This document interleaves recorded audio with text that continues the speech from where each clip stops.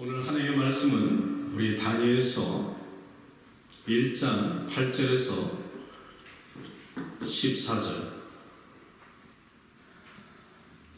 17절까지입니다. 교독합니다.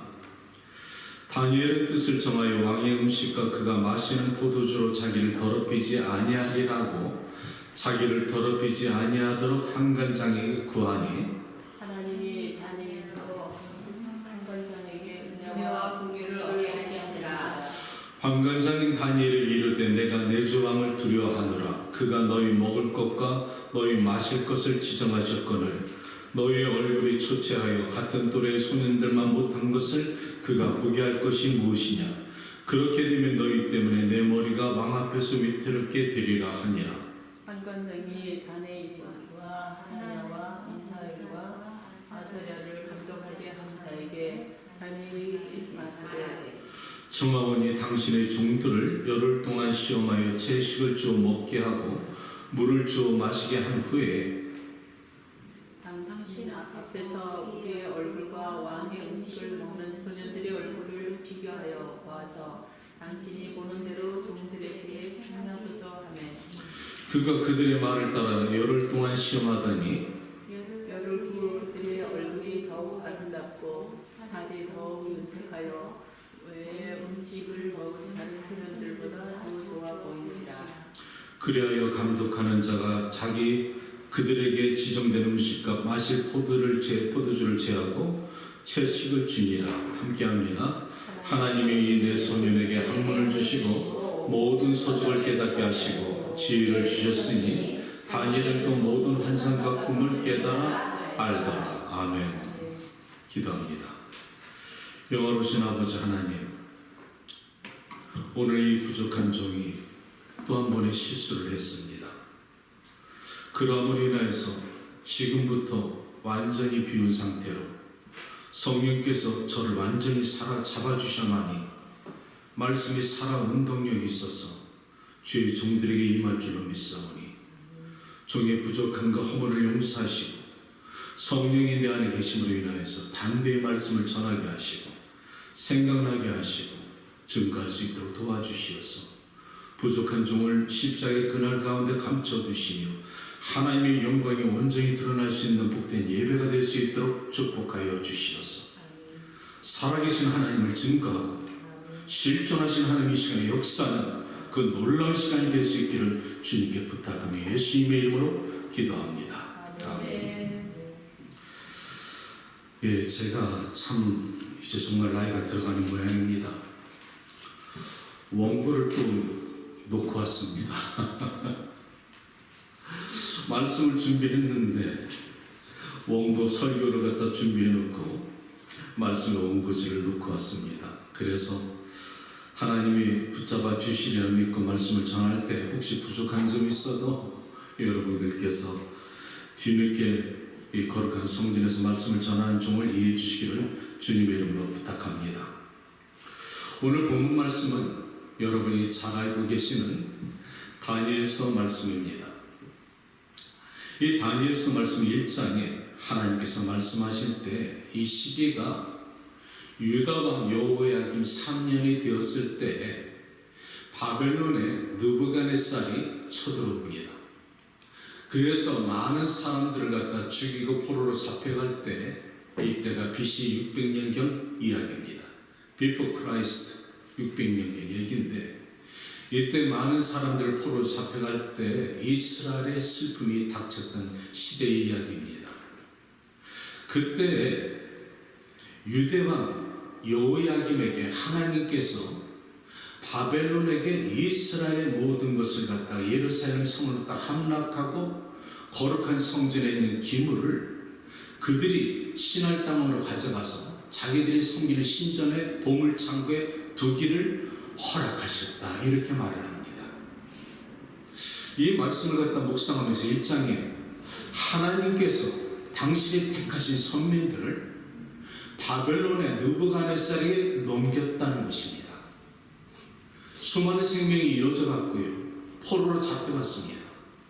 수많은 포로들이 1차 포로로 바벨론에 끌려갔을 때 그 많은 사람들이 포로로 끌려가면서 눈물 흘려서 떠나갈 그 시대를 오늘 성경은 말하고 있다는 것이죠. 도대체 우리 하나님께서는 왜 그들에게, 사랑하는 성민에게 이런 고통을 허락하셔야 될까? 우리 일상생활에 살아가면서 왜 예수 믿고 하나님 믿으면 하나님 울타리 삼아주시고 평탄해야 되는데 왜 우리 삶에 생각하지 못하는 어려움이 찾아오고 고통이 찾아오고 인생의 깊은 수렁에 빠져야 되는가, 이런 질문할 때가 있다는 것이죠. 그런데 하나님께서 오늘 그 하나님께서 이스라엘을 그들에게 넘겨줬다는 겁니다. 왜 그랬을까?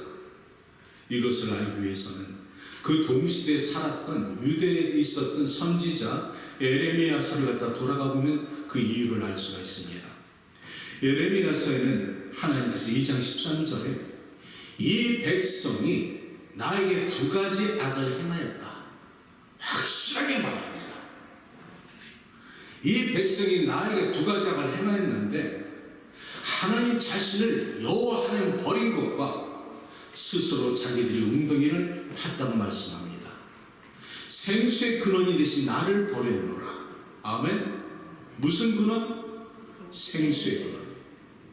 우리에게 생수를 주시고 기쁨을 주시는 하나님을 버렸다는 것입니다. 그리고 스스로 너희가 웅덩이에 빠져들었다는 것입니다. 하나님 한 것이 아니라는 것이죠. 너희가 나를 버렸음으로 인하여서 인생의 고통과 마귀의 밥먹이가 됐다는 것입니다. 그러면서 하나님께서 말하시기를, 예레미야 3장 20절에 다시 말씀하시기를, 너희가 마치 나를 버린 것이 아내가 남편을 떠나서 가늠한 것처럼 나를 속였다는 겁니다. 와! 너희가 나를 버린 것이 아내가 남편을 벗어나서 울타리 넘어서 가늠하는 마귀에게 가서 그들의 백성이 되어서 하나님의 마음에 상처를 줬다는 겁니다. 하나님은 자신을 신랑에 빗대서 말씀했다는 것이죠. 왜 하나님께서 그렇게 속상하셨을까? 여러분 생각 한번 해보시기 바랍니다. 아내가 남편을 버리고 가늠한 여인에게 그 남편의 심정이 어떨까요? 얼마나 힘들까요? 얼마나 아플까요? 이것이 마치 하나님의 마음이라는 것입니다. 하나님 그 마음을 솔직하게 이렇게 표현하고 있다는 것입니다. 인생이 무엇인데 하나님은 이렇게 인생을 사랑하시는가? 너희가 나를 속였다는 겁니다. 그리고 탄식하시기를, 예레미야서 6장 7절에 그 말씀하시기를, 공중의 학은 정한 시기를 알고 하늘에 날아다니는 방과 제비와 두루미도 그 돌아올 때를 지키거늘 내 백성은 나를 알지도 못하고 깨닫지도 못한다고 한탄하신 것이 하나님의 마음이라는 것이지. 하나님의 상처입니다. 너희가 어찌 나를 갖다 모르느냐? 너희는 각자 자기 돌아갈 때를 지키고 말 못하는 미물들도 그 정한 시기를 알고 집을 찾아가는데 너희는 왜 떠나서 나에게 돌아오지 않느냐? 아버지 하나님의 애타운 마음을 갖다 표현하신 것이란 말이지. 이것이 하나님의 마음입니다. 하나님은 질투하시는 하나님이라. 질투한다는 것은 내게 받은 사랑을 나누지 않겠다는 것입니다. 우리가 무엇이간데 하나님께서 우리를 사랑하시는데 우리를 사랑하신 그 사랑이 너무나 깊어서 나누지 않겠다는 겁니다. 너 사랑 나만 달라는 것입니다. 아멘?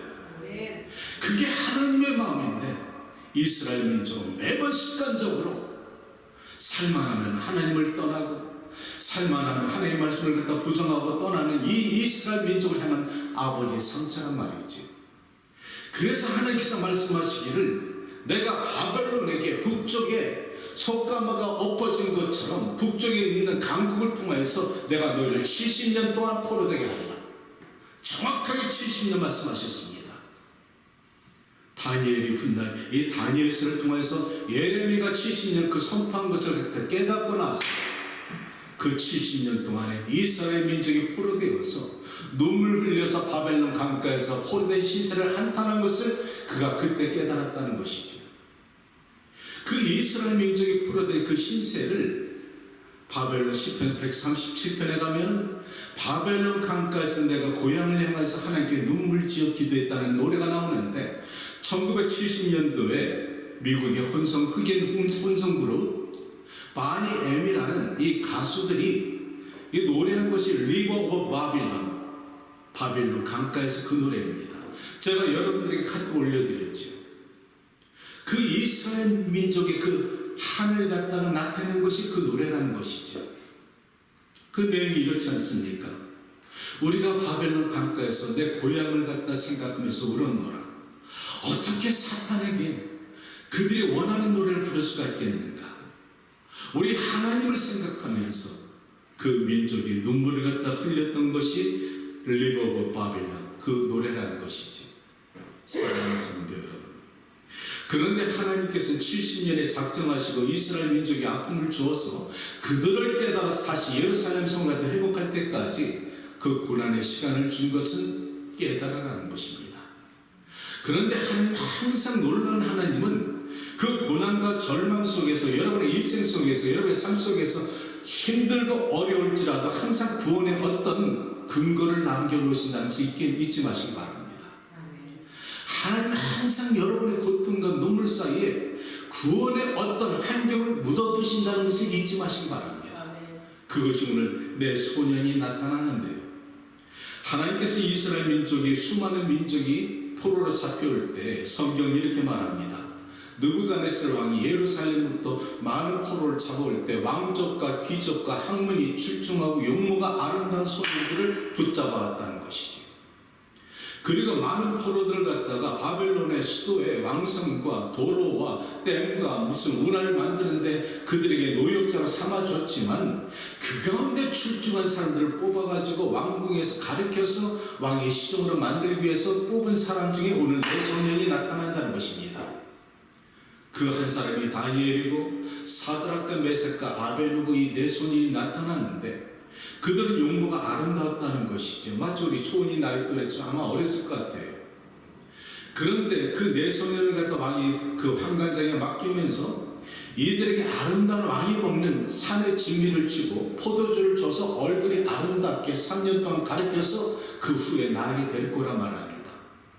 그러니까 네 소년과 함께 다른 소년들이 있었겠지요. 그런데 오늘 이 소년들이 말하기를 환관장에게 자신들을 더럽히지 않기 위해서 뜻을 정하여서 환관장이 요구하기를 무엇이라 요구하느냐? 우리가 채식을 먹겠습니다. 왕이 주시는 그 진성찬 산의 진미를 거절하고 포도주를 거절하고 물을 먹겠습니다. 이렇게 말한다는 것이지요. 자, 여기에서 우리가 한번 생각해 보시기 바랍니다. 여러분이 한 네 소년의 한 사람을 한번 생각해 보시면 여러분의 처지가 어떤 처지? 포로는 자유가 없습니다. 목숨이 그들의 손에 있는 것이지요. 자기 요구를 말할 수 있는 형편이 아닌데 뜻을 정했다. 마음에 결단했다는 것이지. 그리고서 요구하는 것이 자신을 더럽히지 않기 위해서 왕이 주시는 모든 산의 진미를 거절하고 채식만 주게 하여 주십시오. 이렇게 요구하니 환관장이 그렇게 해서 너희들이 얼굴이 초췌하거나 잘못되면 내가 왕에게 목숨이 위태로우니 그렇게 할 수가 없노라. 그러니까 다니엘이 요구하기를 이렇게 말합니다. 우리에게 열흘의 기한을 주십시오. 그리고 우리가 채식을 먹고 다른 소년들은 왕이 주신 음식을 먹되 열흘 후에 비교하여서 우리의 모습이 저들보다 아름다우면 우리의 요구를 들어달라고 요구하지요. 자, 우리 다니엘 1장에서 하나님이 세 번의 계획이 나타나는데 첫 번의 계획은 아까 말씀드린 것처럼 하나님께서 이스라엘 민족을 갖다 그들에게 넘기셨다. 첫 번째. 두 번째는 이 환관장에게 하나님이 그의 마음속에 은혜를 주었다. 이것입니다. 그러니까 환관장이 다니엘의 말을 듣고 나서 옳게 생각하고 허락하였다는 것이죠. 이것이 누구로부터 왔을까? 하나님의 은혜가 그에게 임했다는 것입니다. 따라서 오늘날 우리에게 모든 환경 속에서 우리를 괴롭히고 우리를 갖다 억압한 모든 사람들의 심사를 갖다 주관하는 것도 하나님이라는 것입니다. 아멘. 나는 여러분들을 갖다 그렇게 보호하시는 하나님의 은혜가 있기를 원합니다. 그리고 그들의 뜻을 정하여서 말한 것처럼 열흘 동안 채식을 먹고 나니까 그들의 모습이 아름다워졌다고 성경은 이렇게 말하고 있다는 것이지요. 아멘. 저는 오늘 이 말씀을 중심으로 두 가지 말씀을 나누고 싶습니다. 첫 번째, 더럽히지 않으려 했다. 아멘. 이 소년들은 자신의 신앙이 있었다는 것이죠. 내가 하나님의 말씀을 듣고 내가 이 바벨론에 비록 포로가 되어 잡혀왔을지라도 그들의 음식을 먹지 않겠으며 부정한 음식을 먹지 않고 하나님의 말씀대로 살겠노라. 바벨론의 문화에 젖어들지 않고 내가 야훼 신앙으로 살아가겠다는 것입니다. 아멘. 나는 이스라엘의 하나님 외에는 섬기지 않겠다는, 자신을 더럽히지 않겠다는 믿음이 있었다는 것이죠. 이것이 야훼 신앙이라는 것입니다. 아멘. 여호수아는 그 여호수아서에 돌아가면 이렇게 말씀한 적이 있습니다. 너희가 언제까지, 엘리야도 그랬지, 언제까지 주가에서 머뭇머뭇하려느냐. 나와 내 집은 여호와 하나님을 섬기겠노라. 아멘. 아멘. 이것이 야훼 중심의 믿음이라는 것이죠. 여러분은 과연 어떤 상황이 있을지라도 이 믿음을 선포할 수가 있습니까? 아멘. 세상에 살면서도 거룩한 백성으로 나 자신을 더럽히지 않기 위해서 구별된 생활을 하려고 노력하고 계신가요? 세상에 살면 우리를 갖다 힘들게 하는 게 수많은 유혹하는 게 많습니다. 맛있는 거 있지요, 포도주 있지요, 독주 있지요. 우리를 갖다 탐내기로 수많은 유혹이 주변에 얼마나 많은지 모릅니다. 이럴 때 그것을 구별되게 생각하고 더럽히지 않기 위해서 하나님의 말씀대로 정결하게 살아가는 이 신앙의 중심이 여러분에게 있는가, 이 말이지.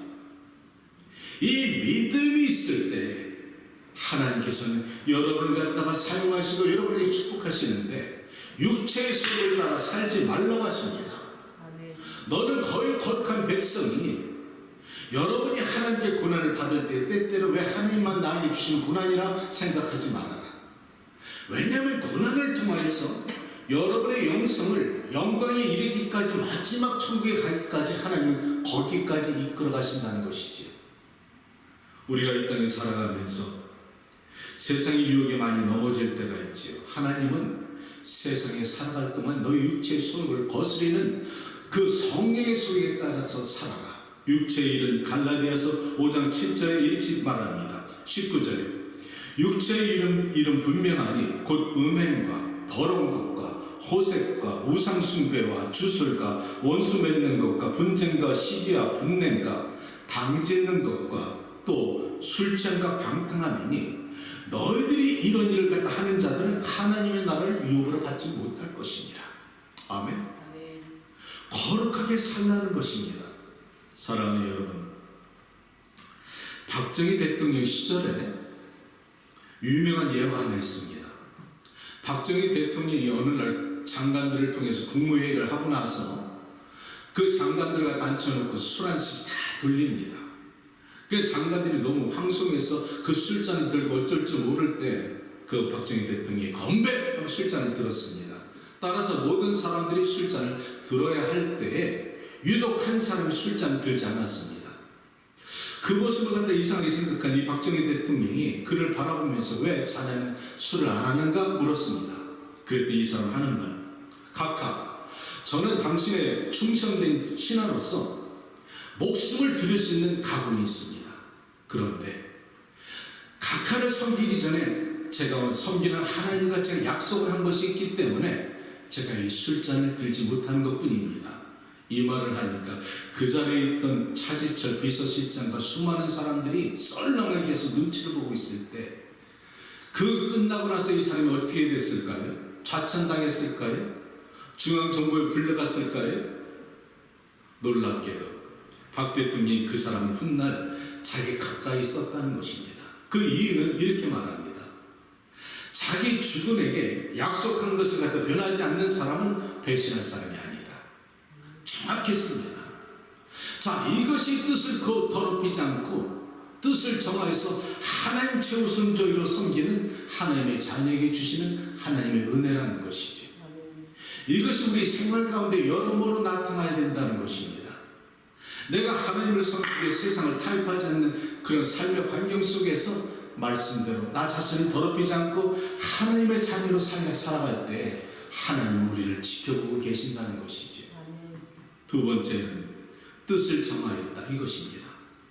뜻을 정하였다는 것은 마음의 결정을 했다는 것입니다. 이 다니엘같이 이 세 소년이 뜻을 정하였다. 그것은 하나님만을 사랑하겠다. 하나님 외에는 모든 것을 갖다 타협하지 않겠다는 것입니다. 이것이 무엇으로 가능하냐? 믿음입니다. 아멘. 순종입니다. 아멘. 여러분과 내가 하나님을 갖다 따라가기 위해서 가장 필요한 것이 나를 버리는 것입니다. 나를 버린다는 것은 나를 비운다는 것인데, 이 물을 갖다 마셔버려야지 이 빈병이 되는데, 이것을 비워야지 하나님께서 당신의 것을 채워주는데, 이것이 꽉 차면 채워지지 않는다는 것이죠. 비움의 법칙은 내 것을 버리라는 것입니다. 이 청년들은 뜻을 정하였다는 것은 자신들의 생각을 버렸다. 자신들의 이해와 상식과 배운 모든 것을 벗어버리고 하나님의 뜻에 따라서 순종하고 믿음으로 따르기를 결정했다는 것입니다. 이것이 비움의 법칙입니다. 여러분이 내 생각을 버리고 내 뜻을 버리고 아버지의 뜻이 무엇인가요? 하나님의 말씀대로 따르겠습니다. 이렇게 할 때 하나님은 그들에게 축복하시고 그들을 인도하신다는 것이죠. 이것 쉽지 않습니다. 그런데 여러분에게 하나님이 오늘 주시는 말씀은 이 내 소년이 자신의 뜻을 정하여서 하나님의 말씀대로 살아가기를 경건하게 살아가려 노력할 때 경건의 모습은 그럴듯한 게 아니라 경건의 능력까지 있었다는 겁니다. 우리 교회에 올 때 그럴듯하지요. 양복 입고 옵니다. 우아하게 옷을 입고 오지요. 믿음이 있는 척합니다. 그런데 그 속마음에 진짜 경건의 능력이 있는가는 그의 믿음이 세상에 나가서 증거될 때 나타난다는 것입니다. 저는 이 말씀을 갖다 묵상하면서 참 인생을 갖다가 하나님의 말씀에 붙잡혀 살아가서 나를 죽인다는 것이 쉽지 않은데, 뜻을 정할 때가 분명히 있습니다. 한국의 에클레시아에 있었던 간증을 한 가지 소개하는데요. 한국의 에클레시아에 가니까 제가 그때 어느 여자매님이 나와서 간증하는 것이 너무 은혜가 돼서 지금 소개하고 싶습니다. 그 자매님은 과학생이 있는데 대학교를 졸업하고 이제 대학원에 진학하기 위해서 일본의 명문대학원에 원서를 제출하고 한국에도 국립대학교 유명한 대학원에 원서를 제출했는데, 그때 이제 시기가 시험 볼 시기가 얼마 남지 않았는데 마침 한국에 에클레시 처음 들어갈 때 이야기입니다. 그 주에 목사님께서, 양평교회 목사님께서 양문교회 말씀하시기를 다음 주부터 에클레시 시작하는데 일본에서 몇 사람의 참가자가 오는데 혹시 우리 교인 중에 일본어를 할 수 있는 사람이 통역했으면 좋겠습니다. 광고 시간에 이렇게 말했는데 이 자매가 일본어를 할 수 있었다는 것이죠. 그런데 이 자매가 그 광고 시간에 목사님 말씀 듣고서 자기가 하고 싶은 마음이 있었는데 시기가 워낙 중대한 시기라 시험을 갖다 얼마 두지 않고서 자기가 집중해야 되는 시간이었다는 것입니다. 그런데 자기의 마음속에 자꾸 거룩한 부담이 생겨서 자기가 마음에 결단하고 뜻을 정하여서 다니엘처럼 3박 4일 에클레시아에 들어갔습니다. 그리고 3박 4일 동안에 일본에서 온 참가자들과 함께 울고 웃으면서 은혜를 나눴습니다. 자, 그리고 나서 에클레시아 끝났지요. 이 소년, 이 자매님이 그 3박 4일 동안에 하나님께 충성하면서 자신의 시간을 들이고 섬기다 보니까 하나님께 그 자매님에게 일본에 가서 대학원에 원서를 내라는 감동을 주셨습니다. 에클레시아가 끝나고 나서 이 자매님은 일본에 가서 그 명문대학교 독교에 원서를 내고서 시험때가 됐는데, 대학원의 시험은 객관식 주제 문제가 아니지요. 보통 주관식 문제로 시험지 한 장에 한두 문제 딱 제출해 놓고 쓰라고 합니다. 일본어도 자들 사실 일본어 한다지만 원어도 그 사람들과 똑같이 할 수 없는 이 자매님이 얼마나 마음이 초조하고 두려웠을까요? 어떤 문제가 나올지 어떻게 알았을까요? 그런데 시험지를 딱 받자마자 이 자매님이 문제를 보고 눈물을 펑펑 흘렸다는 겁니다. 그 이유인즉슨 그 대학원의 시험지 문제가 자기가 대학교 졸업할 때 쓴 논문과 똑같았다는 겁니다. 그 문제만큼 자기만큼 아는 사람이 없다는 것이 눈 감고도 쓸 수가 있었다는 겁니다. 그 놀라운 사실을 갖다가 이 자매님이 받아들이면서 하나님의 은혜가 얼마나 고마웠는지 눈물을 폭포처럼 흘러내리면서 마침내 장학생으로 선출되어서 전 학비를 갖다가 탕감받게 되었다는 것이지. 그런데 이제 학교는 입학을 하게 되었고 좋은 성적으로 들어가게 되었는데 도쿄에서 이제 생활하려면 이제 거주할 곳이 필요하겠지요. 그래서 자기가 이제 묵을 집을 갖다가 부동산 업자를 통해서 알아보는데 도쿄의 물가가 너무나 비싸서 자기 버젯으로 감당하기 어려운데 어느 집을 갔다가 가보니까 그 집주인 여자가 나오는데 거기서 두 번째 눈물이 터진 것입니다. 그 집주인이 누구냐? 바로 불과 얼마 전에 에클레시아에서 은혜 받은 여인이 그 집 주인이었다는 것입니다. 아멘. 그 집 주인과 이 자매님이 서로 놀래가지고 울면서 하나님의 기가 막힌 그 방법과 은혜를 생각하면서 서로 함께 울었다는 것이죠. 그리고 그 자매님은 그 집의 가족처럼 생활하게 되었다는 것입니다. 내가 그 간증을 들으면서 그렇지, 이것이 처음 신앙이야. 아멘. 하나님을 갖다 믿고 섬기면서 우리 실생활에서 우리가 뜻을 정하고 우리 자신을 더럽히지 않고 말씀대로 살고 우리 자신을 드려질 때 우리가 구하지 않는 일상생활의 모든 필요한 것을 앞서서 진행하시는 하나님의 축복을 누리시기를 예수님의 이름으로 축복합니다. 아멘. 이것이 신앙의 처음이죠. 아멘.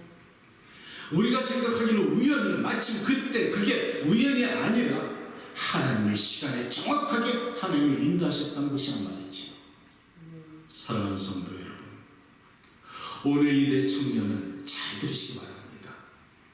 자기가 뜻을 정하고 자기가 마음을 갖다 정하여서 더럽히지 않으려고 이 포로로 끌려가는 환경 속에서도 이 일사각오의 마음으로 지조를 지켰던 것은 하나님의 시시때때로 환상으로 나타난 적이 없습니다. 말씀하신 적이 없습니다. 침묵하셨습니다. 상황은 바닥입니다. 그런데 이들이 신앙의 지조를 지킨다는 것이 쉬웠을까요? 우리가 가끔 고난 가운데 하나님 말씀 주면 힘이 납니다. 위로가 되지요. 우리가 고난과 눈물의 골짜기 지날 때 하나님 나타나셔서 또 환상을 보여주면 그 환상 때문에 살아갈 만합니다. 그런데 고난과 깊은 골짜기에서 아무런 침묵하신 응답 없는 하나님이 있음에도 불구하고 신앙의 지조를 지키고 뜻을 정하여서 자신을 더럽히지 않는 신앙은 쉽지 않습니다. 이것은 타협하지 않는 신앙이라는 것이죠.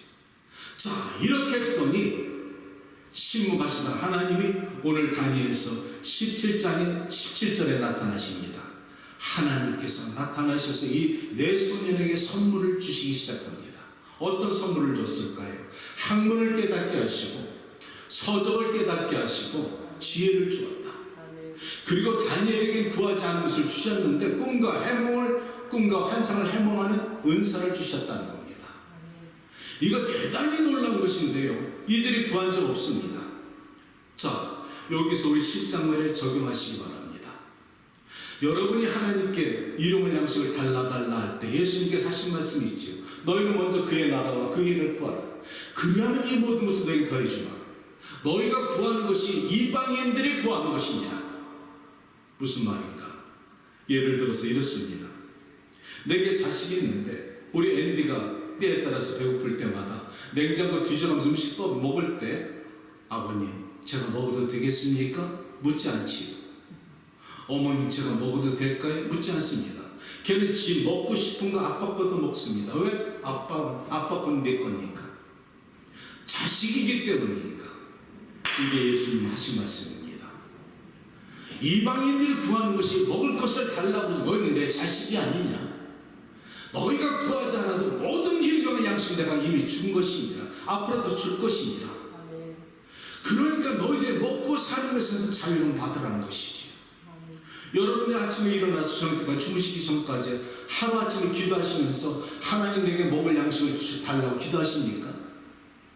우리는 무의식적으로 살아가면서 하나님이 다 주시잖아요. 여러분 배고프시면 좀 배가 고프십니까? 가난하면서 어떻게 밖에 나가서 외부에 생활하시는 분 계신가요? 아니죠. 하나님께서 구하지 않아도 다 채워주십니다. 그런데 너희는 내 자식이기 때문에 내가 다 채워주지만 너희는 하나님의 나라 의를 위해서 구하라는 것이죠. 하나님 내가 무엇을 위해서 당신을 기쁘게 하리까? 하나님 내가 어떻게 이 땅에 살아가면서 존재의 목적이 무엇인가요? 하나님 내가 이 땅에 살아가는데 내가 하나님께 영광 돌려야 될 그 목적과 방향을 알려주십시오. 이것이 하나님의 나라 의를 구하는 것이란 말이지. 하나님께서 이들에게 이렇게 은혜를 주신 것은 외적 드러나는 물질의 축복이 아니라 내적 은사였습니다. 영성으로 왔다는 것이지. 솔로몬이 구한 것은 가장 귀한 것이 지혜입니다. 우리가 하나님께 구할 것은 지혜를 주시면 하나님 우리에게 주신 그 지혜가 놀라워서 이 지혜 하나로 세상을 다스릴 수 있는 높은 자가 되는 것이 성경에 주시는 말씀이라는 것이죠. 이 지혜가 저들에게 임하니까 나중에 다니엘이 위기를 갖다 모면하는 말씀이 다니엘서에 있지 않아요. 어느 날 그 후에 느부갓네살 왕이 꿈을 꿨는데 그 꿈을 갖다 해석할 수가 없어. 그러니까 그 바벨론에 있는 술사들을 불러가지고 너희가 내 꿈을 갖다가 알게 하라, 해몽을 하라 합니다. 그러니까 술사들이 말하기를 왕이여 그렇다면 당신의 꿈을 말씀해 주십시오. 그러면 우리가 해몽하겠습니다. 아니다, 내 꿈까지 알아내라 이 말입니다. 이야, 난 이 느부갓네살 왕이 굉장히 지혜로운 왕입니다. 애굽의 요새가 애굽의 파라오의 왕의 꿈을 갖다 듣고 해몽을 했습니다. 이거 가능해요. 그런데 누가 꿈을 꿨는데 내 꿈 내용까지 밝혀내라, 이것은 불가능합니다. 그러니까 바벨론의 술사들이 왕이요, 그것을 갖다 해몽할 사람은 아무도 이 세상에 없습니다.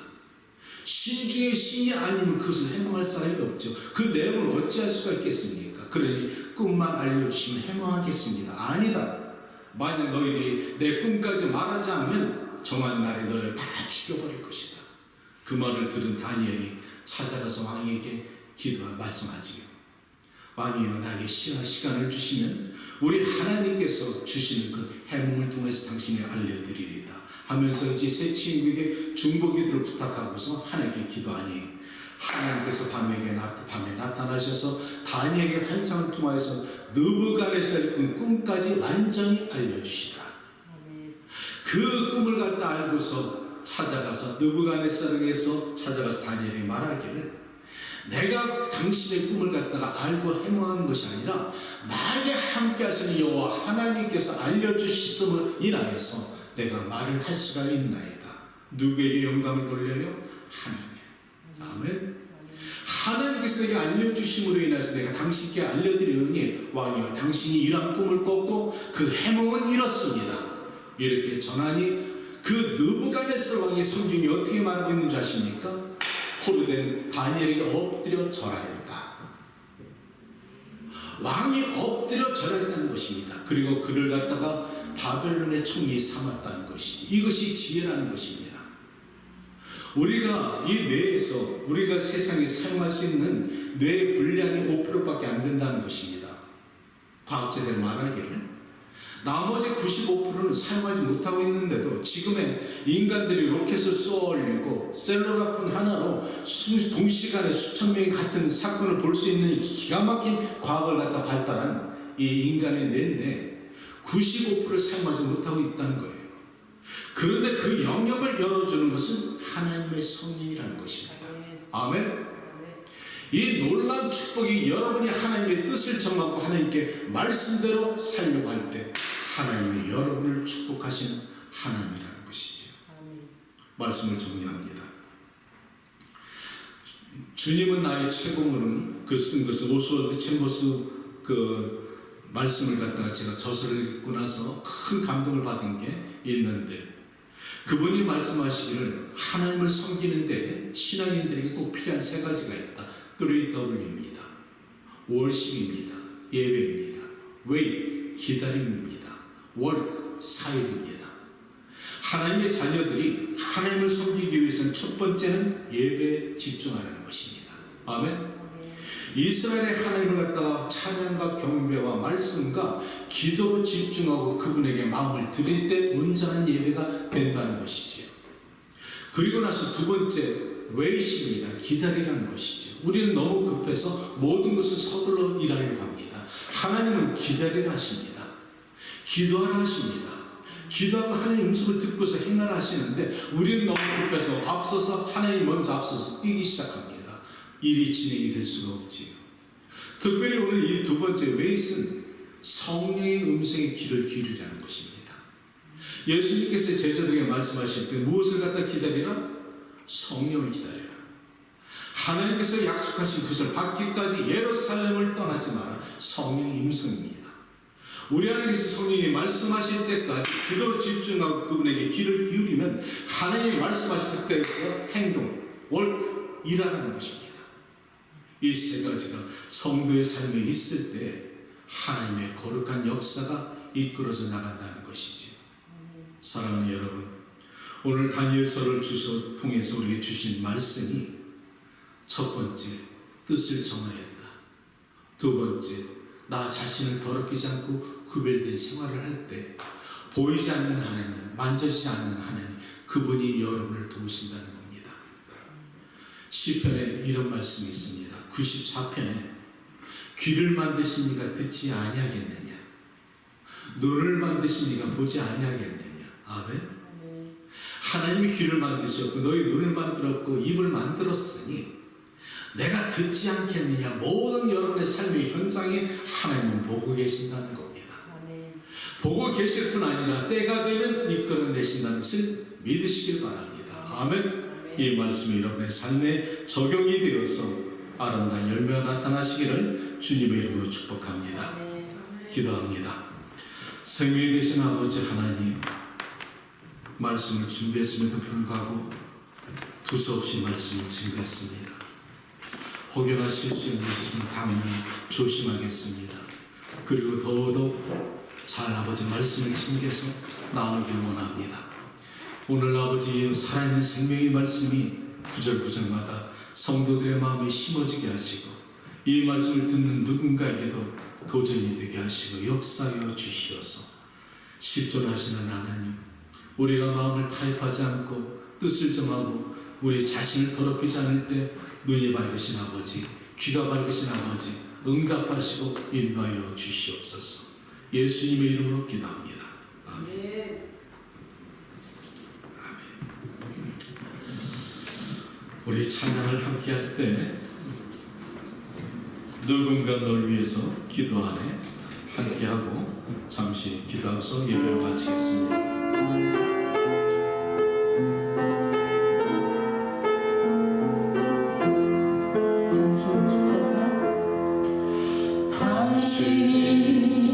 돌봐주시옵소서.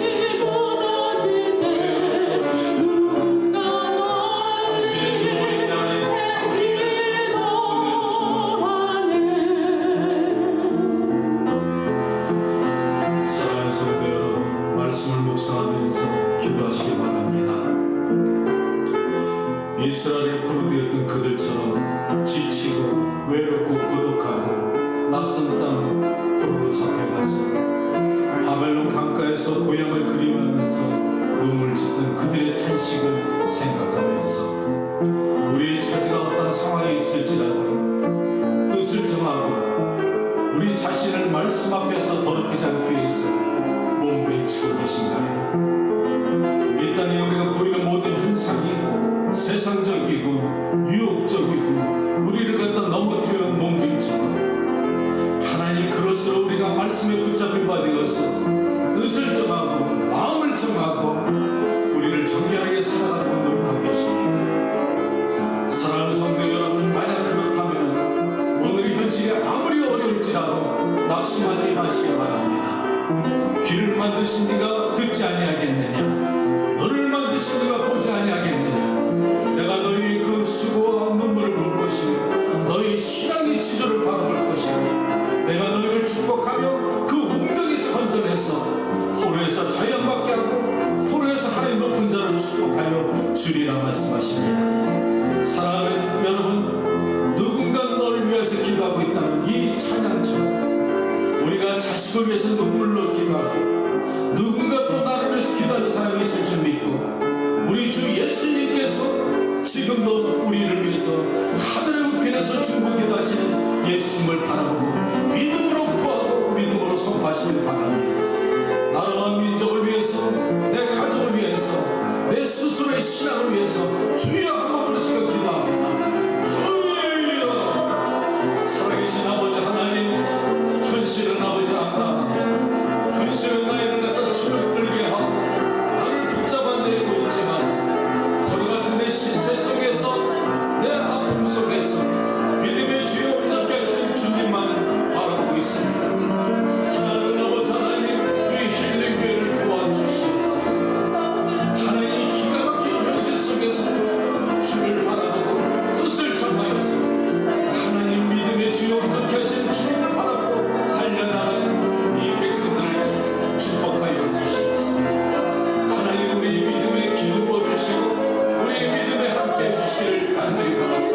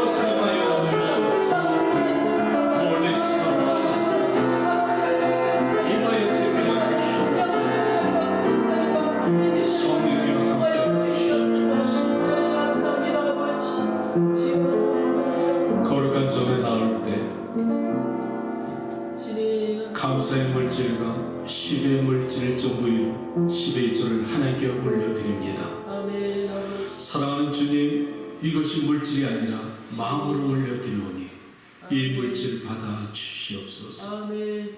이 물질이 쓰여지는 곳마다 하나님의 나라의 영광이 나타나게 하시고 아멘. 이들의 손길을 더더욱 축복하여 주시옵소서. 아멘. 날마다 주의 주신 신기한 일과 놀라운 일을 체험하게 하시고 아멘. 하나님의 거룩한 교회가 세워져 가시게 도와주시며 아멘. 선교와 사람을 살리는 데 사용되게 하시고 건강한 교회 만들어 주시옵소서. 아멘. 감사와 11조 드린 모든 물질에 축복하여 주시옵소서. 10배와 100배로 축복하여 주시고 아멘. 하나님 저 멀리 떠나 있는 사랑하는 성도들과 이 자리에 함께 주의 백성들에게 동일하게 축복하여 주시옵소서. 아멘. 악의 권세는 떠나게 하시고 아멘. 건강으로 축복하여 주시옵소서. 아멘. 힐링교회를 올려드립니다. 하나님의 주권 가운데 맡겨드리오니 마음껏 사용하시고 주님. 주의 뜻 가운데 맡겨드립니다. 아멘. 자리에서 일어나시기 바랍니다. 지금은 우리를 죄에서 구원하시고 자신의 몸을 십자가에 달리셔서 믿는 우리에게 구원의 방주가 되시고 구원의 은혜가 되신 나사렛 예수 그리스도의 무한하신 사랑과 그 아들을 아낌없이 우리를 위해서 주신 하나님의 기가 막힌 은혜와 성령의 감동감화 교통하심이 이 자리에 고개 숙인 당신의 사랑하는 권속과 가정에서 예배를 드리는 어떤 누군가에게도 동일하게 역사하여 주시고 저 멀리 출장 중에 있고 외부에서 있는 사랑하는 성도들에게 친히 찾아가 주셔서 그들을 함께 해주시고 선교지마다 나라마다 지금부터 영원까지 함께 계실지어다.